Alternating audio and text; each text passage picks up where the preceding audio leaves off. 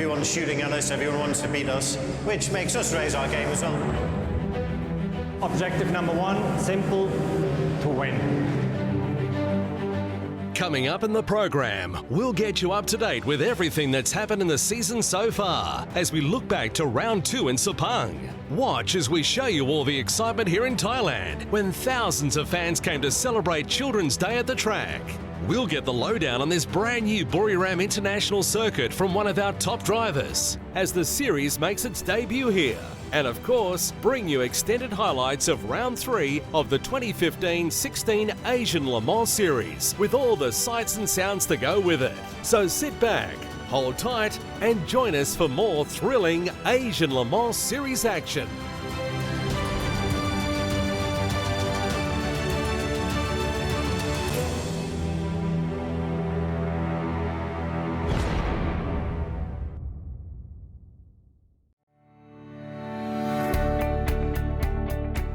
Before we get into all of the action from Thailand, let's take a quick look back at the last race in Sepang. The ever-expanding Asian LMS series again provided plenty of endurance racing action with the grid increasing in Malaysia, with new entries in the CN category adding a whole division to the race. Shinji Nakano and Thomas Leutwiler continued their perfect start to the season, banking maximum points for the race performance team and winning the race from LMP2 rivals Algarve Pro Racing and Eurasia Motorsport. Eurasia's Richard Bradley had led early on, setting the fastest lap of the race in lap 2. But the Swiss victors finished strongly, winning by 46 seconds after 3 hours of racing. Clearwater Racing clinched a second straight GT class win, crossing in 4th overall ahead of the 2-team AAI GT entries. Avalon Formula edged out Atlantic Racing Team to clinch the CN category.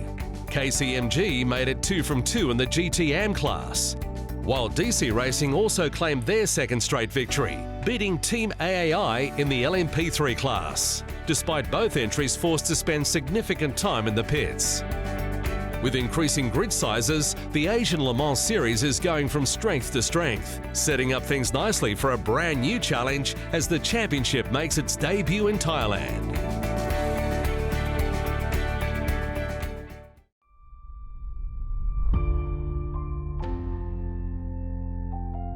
The ultra-modern Chang International Circuit features 12 turns over 4.5 kilometres, with a long home straight a standout feature. It's also Thailand's first ever FIA Grade 1 circuit.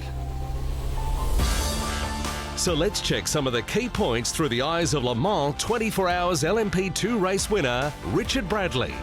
So here we are at the first corner of the Chang International Circuit. After starting the race, we approach this as extremely high speed, and we carry a lot of speed on this very, very quick apex using all the ripple strip, which is extremely important as it sets us up for this, the longest straight on the circuit into the best overtaking point in turn 3. And here we are at turn 3 at the end of the very long back straight. As you can see, the circuit widens up a lot here, which makes it one of the best overtaking points of the circuit.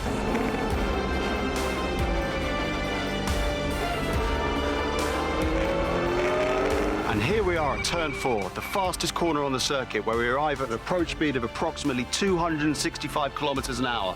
When we're in qualifying with low fuel and new tyres, we're going to try and take this corner at full throttle to get a good exit for the straight into turn 5 and the beginning of the very technical section to end the lap.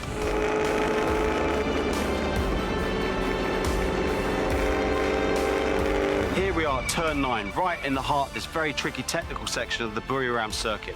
What I mean by technical is it's very strategic as there's corner after corner, whereas turn 4 and the high-speed corners, they're completely gung-ho and very gutsy corners. As you can see, turn 8 is only a very short distance before this corner, and then we have a 180-degree bend to deal with before we go through the S's in turn 11 and 12. This then takes us back towards the start-finish straight for another lap of this fantastic Buriram circuit.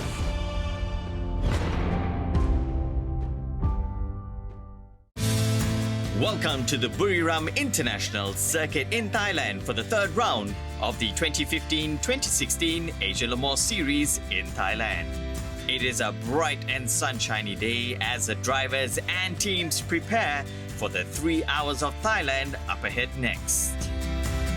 On pole position are newcomers in the LMP2 category, Jagunya Ayam with Eurasia. The first of the LMP3 cars are DC Racing in 5th place, while Clearwater Racing leads the GT class and they'll start 6th. The other LMP3 car is sandwiched between two GT cars in 11th on the grid, while the CN category is led by Atlantic Racing Team in 14th, while the GT AM car starts in 16th place. Newcomers Jagunya Ayam with Eurasia had control of the field at the start of the race after Sean Gallaile's superb performance in qualifying had put the car on pole, and it was a dream start for Eurasia as Nick De Bruyn moved the team's other entry up from 4th on the grid into 2nd shortly after the lights went green, ahead of Algarve Pro Racing and Race Performance teams. Meanwhile, the Atlantic Racing team in the CN prototype class was looking to improve on its 2nd place finish in Sepang. With 1 lap in the books, Gallile led from De Bruyn and Race Performance lead driver Oliver Webb in 3rd, with the British driver sitting in for Shinji Nakano as the Swiss-based outfit set about looking for a hat-trick of wins to start the season. And while he got past Michael Moonman on the first lap, he was also passed by De Bruyn, maintaining 3rd place early in the race. Slovakian Miro Konopka had some good battles in the heart of the GT category, with another strong field, making it a tough task for the ARC Bratislava outfit to claim what they hoped would be their first podium of the season. There was drama on lap 4 when Shinyo Sano stalled his Wolf Racing car between turns 6 and 7, an incident that brought out the safety car and eliminated all leads and bunched the field back up. The field was back to racing just 1 lap later, with Gallile still leading, even though his early gains had been wiped out as De Bruyn and Webb closed right up. Gallile had to work hard to maintain his lead, which he managed to do going into turn 1. However, it wasn't for long. An unfortunate puncture towards the end of lap 8 forced the Indonesian leader into the pits, though it was a bold decision taken on the fly to refuel while changing the tyres, and that would later have a huge bearing on the outcome of the race. So a bit of bad luck early on for the Jagunya Ayam team, but nonetheless they were still fortunate to get the car back to the pits. Sean rejoined almost a full lap down on the leaders, with Dutchman De Bruyn now the race leader. With the rest of the pack settled back into their race pace, Ho Ping Tung was looking for a 3rd straight category win alongside teammate David Cheng. Tung had made a brief stop in the pits during the safety car laps, but was back out and firing again, moving his Ligia up through the field.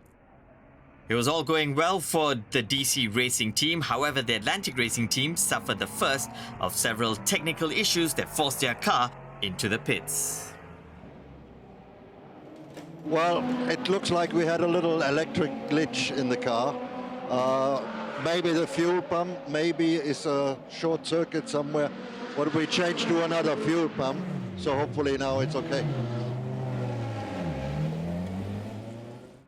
Clearwater Racing was leading the GT class with a dozen laps in the books, with Keita Sawa in 4th overall, having started from 6th on the grid. But the best action was happening a little further behind, where an eager Gallile was charging through the field, moving up on average 1 place per lap. And here Sean makes a pass on car number 89, Team AAI. With battles going on all over the place, Shinyo Sano was back on track but several laps down and facing an uphill climb. With the track being comparatively short in length, it wasn't long before the leaders were starting to lap some of the backmarkers. But that wasn't causing a problem for race leader Nick De Bruyn. Come away with me, come, let's go away to be on a new adventure for 2. We can fly across the ocean or take the train together. I don't care as long as it's beside you. Miro Konopka was still behind the wheel of ARC Bratislava's Audi R8 in the first of 2 stints he would put in during the afternoon. Though he was finding the going tough, having started down in 13th before slipping a position further back since the start. At the other end of the field, Oliver Webb had Race Performance in 2nd place, less than 10 seconds off the lead.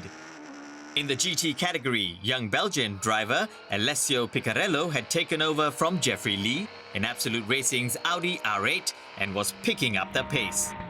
Nick De Bruin still led the field going into the first round of pit stops, but the number 9 Jagunya Ayam with Eurasia team had hauled itself back into contention. This means race leader Nick De Bruin had his work cut out for him as he makes his way past car number 91, Team AAI, in the GT category. Oliver Webb had pitted a lap earlier but remained in the car due to Race Performance's two-driver strategy. Then soon went past fellow Swiss outfit Spirit of Race, the car number 38. Malaysia's Nexus Infinity was leading the GT division by the time Dominic Ang handed over to Joshua Hunt. Ang had started third in class and 8th on the grid overall. But an early move on Jeffrey Lee and another one on Kita Sawa on lap 23 saw him shoot to the top of the class and leave the team in good position to claim its first podium of the season. He later said that the heat was starting to affect his tyres, with oversteering becoming an issue, but admitted to enjoying the battle not just with the other GT cars, but with all the other prototype entries as well, which is the very essence of Le Mans racing. Indonesian driver Sean Galal was still tearing around in the red and yellow Oreca in his bid to get back to the front. Meanwhile, in the number 1 car, 17-year-old driver Thomas Leroy was even younger than Galal and had taken over from Ho Ping Tung, continuing DC Racing's quest for a third straight win in the LMP3 category. Meanwhile, Webb found himself in the lead for the first time in the race for a period of 10 laps as the race approached the midway point, after Galal made another pit stop. With so many changes in the overall lead, round 3 of the Asian Le Mans series was quickly shaping up to be the most exciting race of the season so far. And although Webb was making his series debut, his race performance team was quickly finding the competition more challenging after experiencing wins in the opening 2 races of the season. Here we see Oliver Webb lining up car number 99 Eurasia Motorsports 4-track position this is, and he makes the pass cleanly. Further back, Sean Galal kept coming and was ramping up the pressure. Meanwhile, the number 27 Nexus Infinity Ferrari was back in the lead in the GT class after the opening round of pit stops, ahead of the 2 Team AAI GT entries from Taiwan. The battle for the lead was heating up between the Jagunya Ayam with Eurasia team and Race Performance. The gap between the front 2 was no more than a whisker, with fans and crew alike glued to the screen as the tension built. Hong Kong's William Locke tried a move on one of the GT cars with Eurasia Motorsports sitting in third, but he couldn't do it before the door was closed on him. Without a doubt, one of the most thrilling moments of the race came on lap 51, after Galal had clawed away at Webb's slender lead bit by bit, and the two were locked together for a number of laps. As ever, traffic can come into play when 5 different categories of cars are racing on track at the same time, and Galal thought he saw an opportunity on lap 51 as Webb went past the back marker on the inside before running wider than he would have liked. The teenager nearly got his nose in front before Webb recovered and moved over to keep his position. But moments later, 2 more GT cars came into range and provided the perfect distraction to allow Galal to make his move. This time, he was able to pull it off and the youngster did not look back. But although it was undoubtedly a significant moment in the race, it wasn't to be the final lead change, with more than an hour and a half's racing still to come. Let's find out a little bit more about the Buriram International Circuit. The great features of this circuit is from the main grandstand you can see the whole of the circuit. The circuit is 4.5 kilometres in length. The spectators can see every part of the circuit. See all of the action. Whether there's been an accident in one corner, there's exciting overtaking happening in another corner, they can see all of the action. This is quite a rare thing from a lot of circuits around the world. Buriram racetrack was an obvious choice for the Asian Le Mans. Brand new, they opened in October 2014. It's a fantastic place, and on the map, in Southeast Asia, it's one of the most beautiful circuits nowadays. We have a reference tyre for Asian Le Mans, which is S9L, same for all the tracks. There is a significant difference of temperature between the right and the left tyres, which of course oblige us to align on the hotter tyres. It was a surprise, especially our cars. As you know, they have a lot of downforce. And this track to really work our cars. And this is most beautiful to see. From day one that we were talking to Asian Le Mans, we were very, very excited about bringing the series here, and very proud to be able to say, you know, we're part of a season of the great Le Mans group. We're very proud to be here for the third round of the Asian Le Mans series in Thailand, to partner the series and to support our total network in Thailand. All the teams are very happy with the facilities and the people here.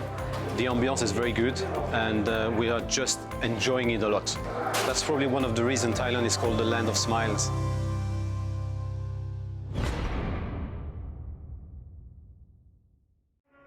As the race moved into the second half, the Buriram International Circuit was living up to expectations, with battles continuing throughout a strong field. Behind the LMP2 cars at the front came DC Racing's LMP3 model, which was so far having the best of its sole remaining class rival, Team AAI's 89 Ades, after the team's sister entry, the number 88, hadn't been able to line up for the race following a crash in qualifying the day before. The Team AAI Hub Auto Partnership GT entry was making steady progress, following a podium finish in Fuji and a more disappointing 6th in Sepang in round 2. The team's quicker driver, Shinya Hasokawa, had taken over from Maurice Chen and had the team in 3rd in the category at this point in the race, behind Nexus Infinity and Team AAI's number 91 BMW. William Locke was showing more improvement for Eurasia in the number 99 LMP2 car, but disaster can lurk around every turn in endurance racing. This time, the team lost 2 laps when one of the rear lights failed and they were forced to make repairs. But with star driver Richard Bradley still to come, a podium finish was still within reach. Alessio Piccarello was putting in an impressive performance for the Absolute Racing team. And after the team had dropped to 8th overall at the start, he had the car up in 4th in the category and was well within reach of his rivals. What's more, his lap times were comparable with his vastly more experienced teammate Adli Fong, showing how much he had improved in just a short time with the team. We're riding on board with Shinya Hasokawa in car number 92. And AAI have the most number of entries in the Asian Le Mans series. In fact, here we see 3 of their entries on track 2 in the GT category, and sandwiched in between them is their LMP3 car. The team's Ades was still about 2 laps down on DC Racing at this point, with experienced Japanese driver Masataga Yanigada behind the wheel. The Jagonia Ayam with Eurasia entry now had Antonio Giovinazzi on board, and given that the Italian is the European F3 race winner, it didn't bode well for his rivals, who were already half a minute or more behind him when he entered the race. As the race moved into the business end of proceedings, the teams knew they had to make their moves before it was too late. And although the primary goal of endurance racing is to make it across the finish line, the skids and swerves in evidence, plus all the closely fought battles, showed just how hard they were pushing. Just past the 2-hour mark, Dennis Lian's Avalon Formula car broke an axle in spectacular style, spinning him out of the race. Keep your eye on the left of screen as Richard Bradley goes past the stranded car. It's an unfortunate end for Dennis Lian and the Avalon Formula, who were leading the CN category at the time of the incident. No surprises then to see the yellow flags come out as Lian exits the car safely and the safety car comes back out on track for several laps.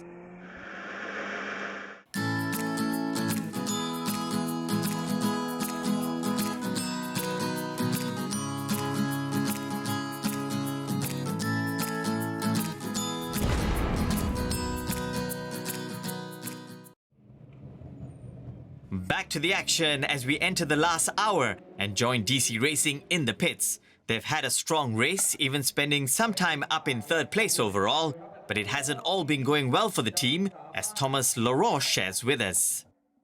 Thomas, you guys were having problems with 2nd gear. How's it panning out? It's very complicated. 3rd gear every corner. I think we lose 2 seconds by lap, but it's a problem, and we can't prepare. Thomas Leroy handed over to team boss David Cheng, who took over for the final stint to see if he could get the car to the checkered flag.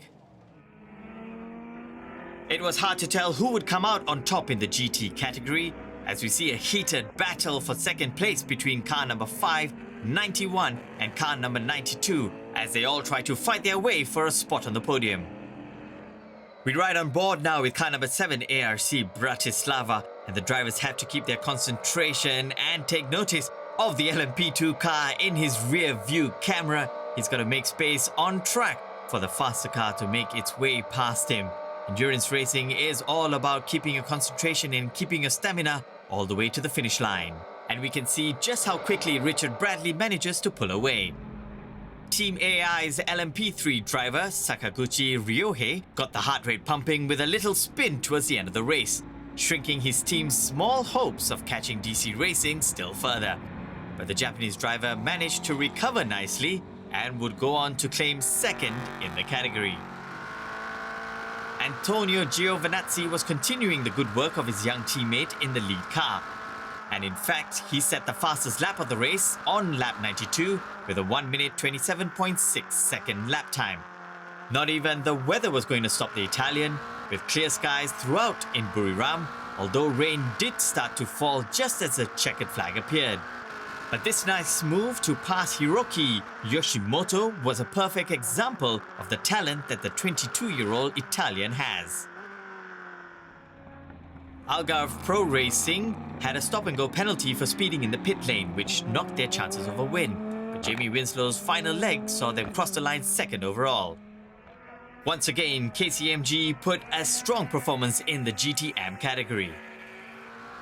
Meanwhile, Jaguar I Am With Eurasia continued their march to the checkered flag, with Giovinazzi would finish the race with a 30-second cushion ahead of Jamie Winslow from Algarve Pro Racing, who managed to nip past Nicholas Litweiler of Race Performance in the closing laps to take second place by less than 2 seconds. But with 10 minutes to go, Giovinazzi was called into the pits for a quick splash and dash. I mean, it'll be our first win in Asian Le Mans, so it'll be fantastic. It's not over yet, but for us, this car is a car, our European Le Mans car, so we know the car very well. We've got 2 very good drivers, very good support from Jaguar I Am, so it's all good. But it's not over till it's over, so I won't be really smiling until the checkered flag has come out and we passed it. Meanwhile, leading the LMP3 category is car number 1 DC Racing, as Antonio Giovinazzi is back on track and eager to make up for the lost time in the pits. And as you can see, he is pushing all the way to the checkered flag as he wants to ensure victory for the Jaguar I Am With Eurasia team on their Asia Le Mans Series debut race here in Thailand. And in the GT category, car number 27 Nexus Infinity are driving towards their race win. After 3 hours of racing, car number 9 Jaguar I Am With Eurasia crosses the finish line to win the Asia Le Mans Series 3 hours of Thailand race. Confirmation here of the results as Algarve Pro Racing takes second spot, with Race Performance finishing in third. DC Racing wins the LMP3 category, with Nexus Infinity taking victory in the GT class, ahead of Absolute Racing, who finished 7th overall. KCMG won the GTM category, finishing 12th overall, and unfortunately both the CN cars did not finish the race. The LMP2 championship has been thrown wide open by Jaguar I Am With Eurasia's win here in Thailand.